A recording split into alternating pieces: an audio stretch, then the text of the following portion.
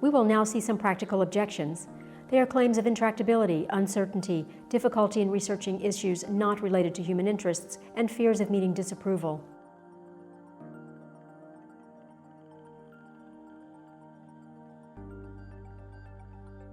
One objection is that improving the well-being of animals living in the wild is ultimately futile, because the huge amount of suffering and death they face would ultimately render our efforts unsuccessful. One response to this objection is that it is missing the point. We might not be able to stop all harms animals suffer, but that doesn't mean we should not try to stop some of them. We should try our best to reach the best possible outcome, all things considered. From the perspective of the animals we can help, we will be making a crucial difference.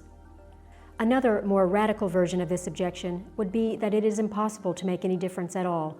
That is, impossible to reduce the harms animals suffer in any way. But we can see that this claim is just wrong, just as we have seen how it is possible to help animals in the wild, and that this has been done for a long time already. Another claim is that by helping some animals, we could be harming others, so we'll never know if we are actually having a positive impact. This is a different claim, that the issue is too uncertain for us to know how to act. We'll look at this objection next.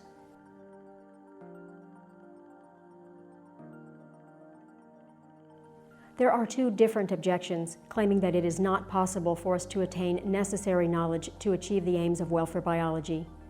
One objection argues that because suffering and other experiences are subjective, they cannot be the proper object of scientific study, so we will never be able to learn about them. This objection conflicts with what most of us believe, that other beings have their own experiences, and we make intuitive guesses about whether they feel well or bad that often turn out to be right. This isn't just with our close friends or other human beings. A lot has been learned about what non-human animals experience without having direct access to their thoughts. For decades, the science of animal welfare has been examining the well-being of animals using established indicators that are applied rigorously. Moreover, not having direct access to what you are studying does not invalidate the possibility of carrying out a scientific assessment of it. One example of this is research in natural history. We can't have direct access to how life was millions of years ago. Another objection is that the complexity of ecosystems means that research into the factors that affect wild animal well-being would inevitably be incomplete. As a result, welfare biology would not succeed in making sound assessments of the ways to alleviate wild animal suffering. It's correct that complexity does entail that our actions will have many ramifications, some of which we won't be able to foresee.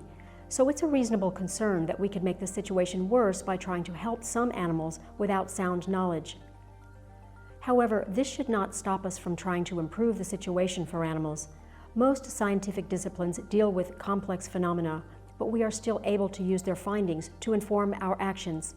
Their incompleteness is not a significant barrier to this. Also, we already know of many interventions that clearly improve the welfare of some animals living in the wild. We need more research to see if these interventions also indirectly negatively affect other animals. In some cases, it seems more likely that the indirect effects will be positive, such as in the case of protecting large herbivores.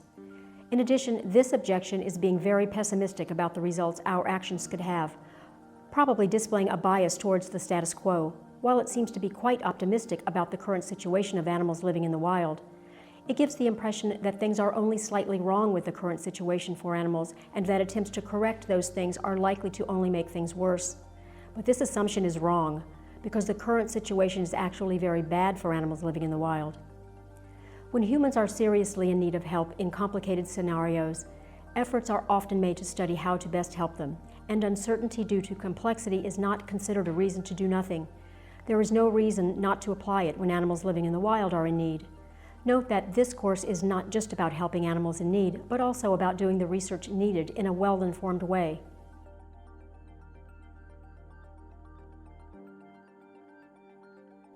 There is a claim that only human interests can be promoted in research.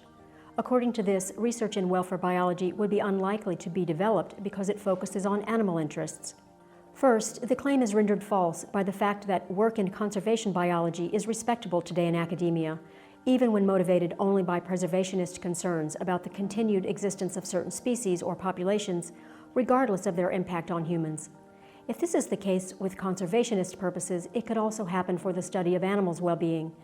Note also that in the case of animals, there is the precedent of animal welfare science. There is no reason why it should apply to some animals, those used by humans, but not others, those outside of direct human control. It could be argued that research on the conservation of species or ecosystems, about the welfare of animals used by humans, or about the ways to help animals in the wild, like vaccination, all have anthropocentric motivations. It is true that these different types of research are all partly carried out for anthropocentric reasons, but there is also a concern among the general public about the well-being of animals.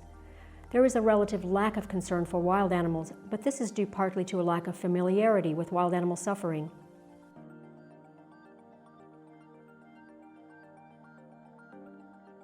We have seen that some animal advocates think that human concern for non-human animals should be restricted to animals whose suffering is directly caused by us.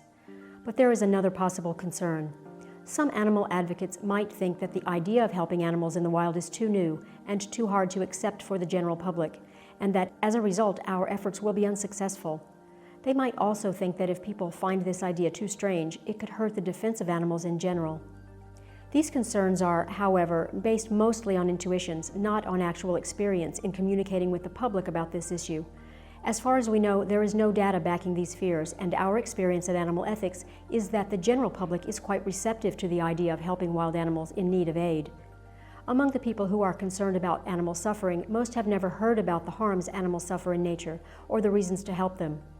When this is explained, many of them become concerned. As a result, there are now many more people who agree with helping wild animals than there were just a few years ago. This shows it's possible to change people's minds about this. Of course, for this to happen, we have to communicate effectively with the general public about this issue.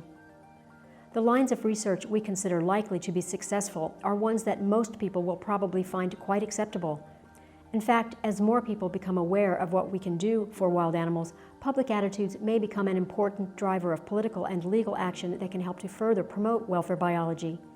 Actually, most people are much more open to helping wild animals than to other mainstream ideas in animal advocacy, such as giving up the use of animals as resources. This could be because it doesn't require much compared to behavioral changes, such as not using animal products or services. Similarly, raising concern about the moral consideration of animals and speciesism tends to be well received and not met with reluctance the way advocacy for behavioral change is. We encourage animal advocates who might still be a bit wary about how the public might receive the message to get in touch with Animal Ethics. And we will be happy to provide ideas and materials to run a small event or campaign to gauge how positive the reception by the public is. Some people are concerned about the attitudes of scientists towards wild animal suffering. They fear that scientists might view this work as misguided and might oppose the establishment of welfare biology. However, even if the prevailing paradigm doesn't consider animals as individuals, this doesn't mean that scientists won't be interested in learning more about the well-being of animals. Scientists are in principle in favor of gaining new knowledge and accordingly of more resources being employed in research. The discussion that can take place afterwards about how to apply the knowledge is a different question. But scientists don't have to agree with a certain course of action to think it's a good idea to learn more about issues related to it. Also, we have to bear in mind that not all scientists think the same way, and there are researchers with an interest in helping animals.